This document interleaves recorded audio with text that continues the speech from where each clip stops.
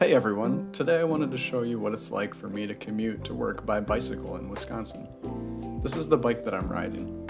It's a 1979 Trek road bike. Almost all original except for the brakes here, an important part that I wanted to upgrade before taking it on serious rides. I'm riding from Madison, the capital of Wisconsin, United States, to the town of Waterloo where Trek is located. It's about 19 miles from my home and usually takes around an hour. My commute, of course, is specific to me.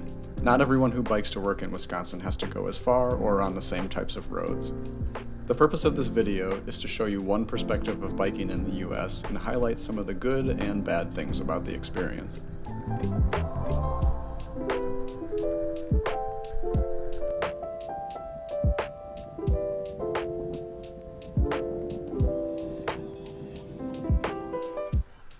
With such a long way to commute by bike, you may wonder why I don't choose to live closer.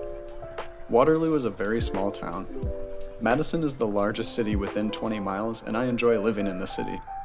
I'm also fortunate enough that I can work from home when I want to, so this isn't an everyday thing. To be honest, usually when I go in, I drive because that's the most convenient way to get there. Regardless, I try to bike as much as I can. Of the people who live in Madison, about 5% bike to work regularly. That may seem like a really small number, but sadly it's actually one of the highest in the country. I wish I could bike to work year-round, but I don't trust drivers on roads with no physical separation when there's ice and snow on the ground. On average, when it's nice, I bike 1 or 2 days per week and drive about 1. I would also happily take public transportation, if it existed. My city has fantastic bike infrastructure when you're close to downtown, but I wanted to show you what it's like in some other places. This paint on the street here is what's called a sharrow, which stands for shared right-of-way. We have these all over in place of real infrastructure, and they're supposed to indicate that cyclists are allowed to use the full lane and cars should share the space.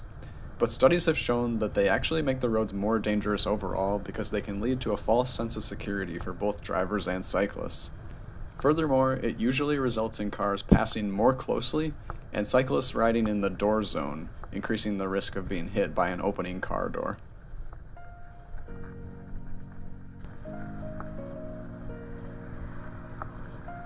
You can see as I get farther away from the city, the infrastructure gets less bike-friendly. I truly don't understand that we have all this space, but no thought was given to using it for anything other than cars. One of the things that really amazed me about the Netherlands was that you can travel almost anywhere, even in between cities and towns, and be on safe infrastructure separated from high-speed traffic the entire way. It would be really nice if separated paths could be created here, but it's actually illegal. In 2017, Act 59 changed Wisconsin eminent domain law to basically say the government cannot condemn private land for building or extending a recreational trail or bicycle path.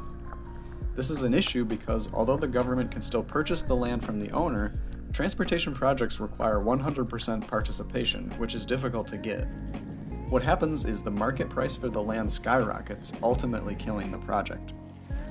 Earlier this year in March, things got worse when the Wisconsin Court of Appeals decided that sidewalks also count as pedestrian ways, so land cannot be condemned for them either. This means that projects would have to forego sidewalks because in order to include them, they would have to be contained within the space already allocated for the roadway. The recent March decision may go before the Wisconsin Supreme Court and possibly be reversed, but it's not certain. Both Act 59 and the recent Court of Appeals decision are completely anti-cyclist and anti-pedestrian, and we need to be talking about this more. I'll link more details in the description. This all just goes to show that it's not as simple as getting 51% of people on board for improving transportation. There's a web of interconnected bullshit that often turns even the most simple and obvious improvements into a struggle. That's why I'm doing everything I can to get the word out, attend local meetings, and vote for representatives who care about these issues. A lot of this video focuses on the negative aspects of biking here, but it can actually be a really positive experience. It may sound cheesy, but you get to experience the world around you in a way that you just can't get in a car. You get to feel the sun on your skin, the wind in your hair, you get to smell the cows. On top of all that, it's free exercise that keeps you healthy, minus the added risk of being outside of a car on these roads.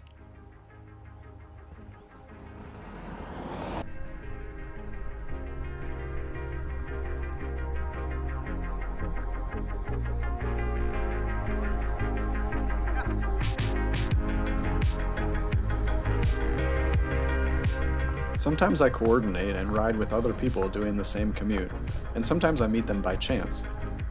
During this ride, a few other cyclists picked me up and I managed to ride with them for a couple miles before I got dropped.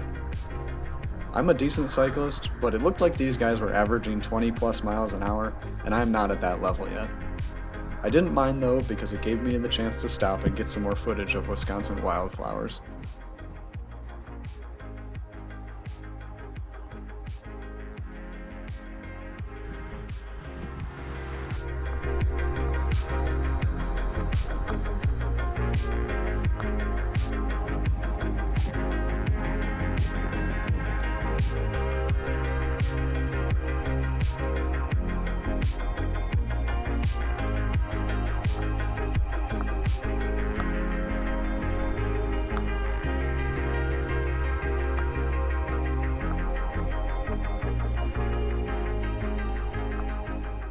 This last stretch is on Highway 19, arguably one of the more dangerous roads on my route due to the high speeds and large vehicle sizes. At the same time though, I'm now very close to Trek where lots of people bike on the road, so the drivers are used to it and usually give plenty of space.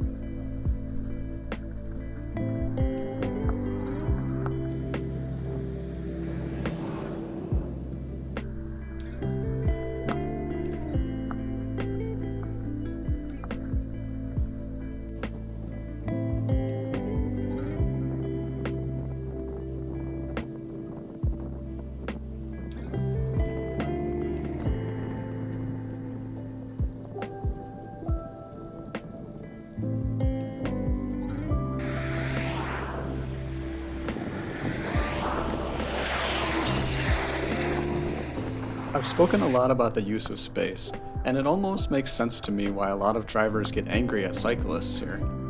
When the roads aren't designed to separate the two modes, conflicts happen. It's like it's designed to have people get in each other's way. That's why having safe and separated infrastructure isn't just good for cyclists. It's good for everyone, including drivers, because more bikes means there are fewer people in cars and less traffic. I'm dedicating a lot of my time to getting more people on bikes because I truly believe that bikes are a simple solution to a lot of the world's problems. I hope you enjoyed the video of my perspective biking to work. Maybe it will inspire you to try it out for yourself if you aren't already. Thank you so much for watching, and I'll see you in the next one.